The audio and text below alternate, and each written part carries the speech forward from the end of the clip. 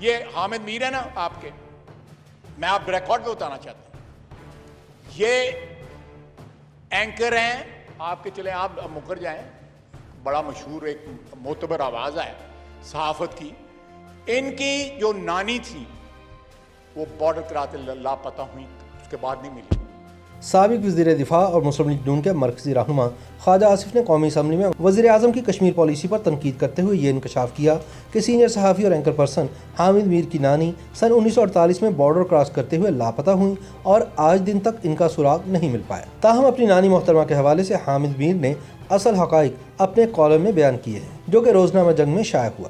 یاد رہے کہ حامد میر کے نانا غلام محمد اور ان کے دادا میر عبدالعزیز دونوں کا تعلق جموں و کشمیر سے تھا، اور ان دونوں کے خاندان قیام پاکستان کے بعد ہجرت کر کے سیالکوٹ میں آ کر آباد ہوئے تھے۔ اپنی نانی کی گمشدگی کے حوالے سے حامد میر اپنے کالم میں لکھتے ہیں کہ میں نے اپنی پوری زندگی میں غلام فاطمہ کو دیکھا، نہ ان سے ملا، لیکن میرے لیے وہ آزادی کی علامت ہے۔ میں نے ان کا ذکر پہلی مرتبہ سن 1971 میں سنا، جب میں محض 5 برس کا تھا۔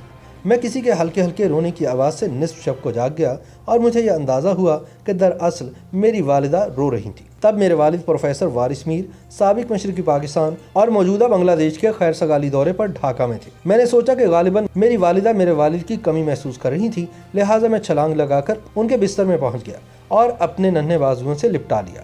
میرے گال ان کے آنسوؤں سے تر ہو گئے۔ میں نے پوچھا کہ آپ کیوں رو رہی ہیں؟ انہوں نے میرے گالوں پر پیار کیا اور آہستگی سے کہا کہ جاؤ جا کر سو جاؤ، لیکن جب میں نے اپنا سوال دہرایا تو وہ ایک مرتبہ پھر رونے لگی اور کہا کہ سن 1947 ختم ہی نہیں ہوتا، یہ خون خرابہ کب رکے گا؟ میں چکرا گیا اور ان سے پوچھا، امی جی سن 1947 کیا ہے؟ انہوں نے جواب دیا کہ اس سال پاکستان آزاد ہوا تھا، تب بہت سے لوگ قتل اور اغوا ہوئے تھے۔ جب میں نے اپنی والدہ ممتاز میر سے پوچھا کہ اغوا کیا ہوتا ہے تو میری والدہ نے بلند آواز سے رونا اور سسکیاں لینا شروع کر دی۔ میں شدید دہشت اور حیرت کی کیفیت میں آ چکا تھا۔ کچھ دیر بعد جب ان کی ہچکیاں کم ہوئیں تو انہوں نے حوصلہ کر کے مجھے غلام فاطمہ کے بارے میں بتایا۔ وہ ان کی والدہ تھی، یعنی میری نانی۔ اگست سن 1947 سے چند ہفتوں قبل پنجاب کو ہلا کر رکھ دینے والے قتل عام کے دوران انہوں نے خاندان کے دیگر لوگوں کے ہمراہ جموں و کشمیر میں اپنے آبائی گھر سے نکل کر سیالکوٹ جانے والی بس پکڑی، جو بہت زیادہ دور نہیں تھا اور جسے بین الاقوامی سرحد بننا تھا۔ میری نانی کے والد یعنی میرے نانا ان کے ہمراہ نہیں آ سکے تھے، کیونکہ وہ دیگر رشتہ داروں کی ہمارے نئے وطن پاکستان نقل مکانی میں مدد دینے کا انتظام کر رہے تھے۔ لیکن جیسے ہی میری نانی کی بس جموں شہر سے باہر نکلی، مسلح ہندو اور سکھوں کے جتھوں نے اسے روک لیا۔ انہوں نے بے رحمی سے تمام مرد مسافروں کو عورتوں اور بچوں کے سامنے شہید کر دیا۔ میری والدہ چھوٹی بچی تھی۔ جب حملہ آوروں نے خواتین سے کہا کہ وہ بس سے باہر آئیں تو میری نانی غلام فاطمہ نے میری والدہ ممتاز سے کہا کہ وہ لاشوں کے نیچے چھپ جائیں۔ انہوں نے اپنی 2 دیگر بچیوں کو بھی لاشوں کے نیچے چھپا دیا، لیکن ان کا ننھا بیٹا ان کی گود میں رو رہا تھا۔ وہ اتنا چھوٹا تھا کہ اسے چھپایا نہیں جا سکتا تھا، لہٰذا وہ اس کو ساتھ لے کر قریبی جنگل میں بھاگ گئے۔ دوسری جانب میری والدہ خود کو اور اپنی دونوں چھوٹی بہنوں کو خون کے تالاب میں چھپانے میں کامیاب ہو گئی اور اس طرح ان کی جانیں بچ گئیں۔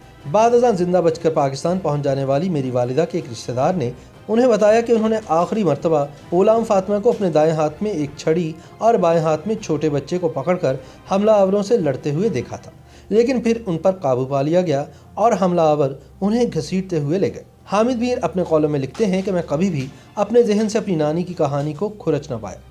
وہ لکھتے ہیں کہ میری والدہ اور ان کی بہنوں کو نومبر سن 1947 میں بلوچ ریجمنٹ نے کھٹوا کے قریب سڑک پر بھری ہوئی لاشوں میں سے نکالا تھا۔ انہیں مہاجر کیمپ میں بھیج دیا گیا، جہاں میرے نانا نے انہیں چند ہفتوں کے بعد تلاش کر لیا۔ انہوں نے اپنی اہلیہ کو کئی سال تک تلاش کیا۔ ایک مرحلے پر میرے نانا نے چند مغوی ہندو خواتین کو مغوی مسلم خواتین سے تبادلے کا بھی اہتمام کیا، لیکن غلام فاطمہ کبھی واپس نہ آئی۔ مجھے یہ بات سمجھنے میں کئی برس لگے کہ سن 1971 میں اس رات میری والدہ اتنی شدت سے کیوں رو رہی تھی۔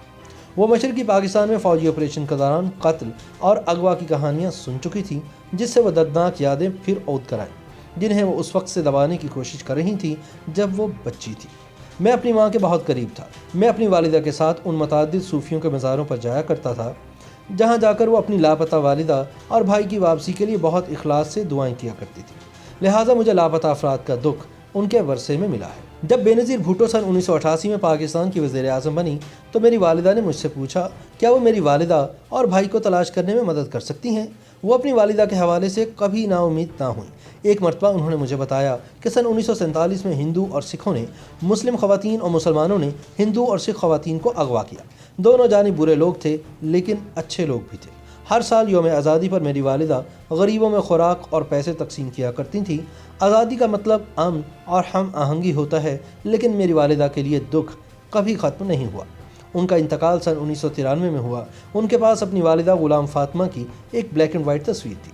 اب وہ تصویر میرے موبائل فون میں محفوظ ہے اور میرے دل کی دیوار پر بھی آویزہ ہے۔ چند برس قبل میں نے نینا ایلس فریشمن اور کرسٹوفر ہل کی تحریر کردہ کتاب silence revealed women's experiences during partition of India پڑھی۔ اس کتاب نے مجھے بتایا کہ میری والدہ نے کیوں مجھ سے وعدہ لیا تھا کہ میں ان کی والدہ کی کہانی کسی کو نہیں سناؤں گا۔ وہ اپنی ماں کی توہین نہیں کرنا چاہتی تھیں۔ حقیقت میں تقسیم کی متاثرہ بہت سی خواتین اس دہشت کے بارے میں کبھی بات نہیں کر سکیں جس سے وہ زندگی بھر گزری تھی۔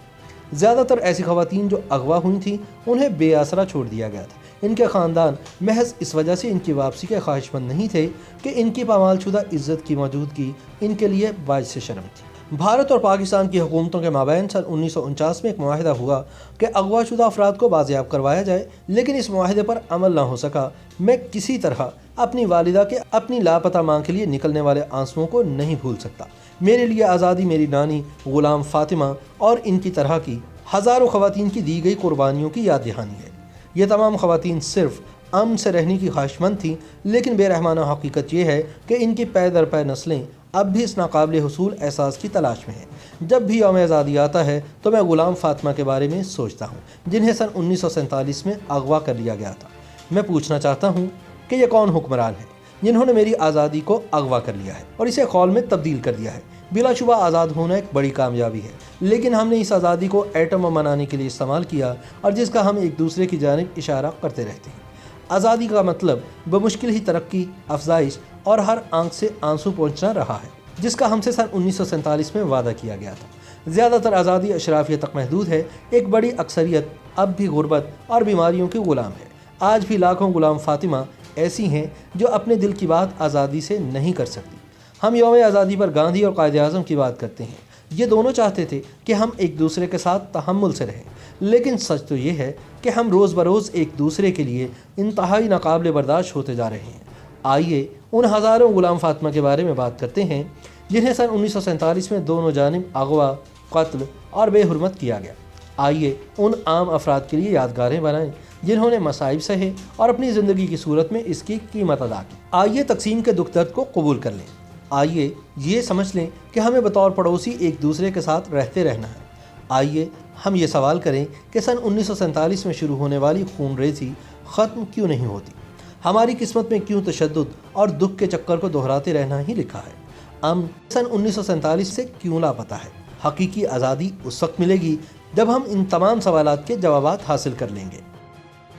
YouTube پر گوگلی نیوز دیکھنے کے لیے youtube.com کی سرچ بار میں googly news T V type کریں۔ گوگلی نیوز کے پیج پر سرخ رنگ کے سبسکرپشن والے بٹن پر کلک کرنا نہ بھولیے۔ YouTube پیج پر اپلوڈ ہونے والی ویڈیوز سے باخبر رہنے کے لیے بیل آئیکن پر کلک کیجیے۔ آپ کو ہر نئی ویڈیو کے بارے میں نوٹیفیکیشن موصول ہو جائے گا۔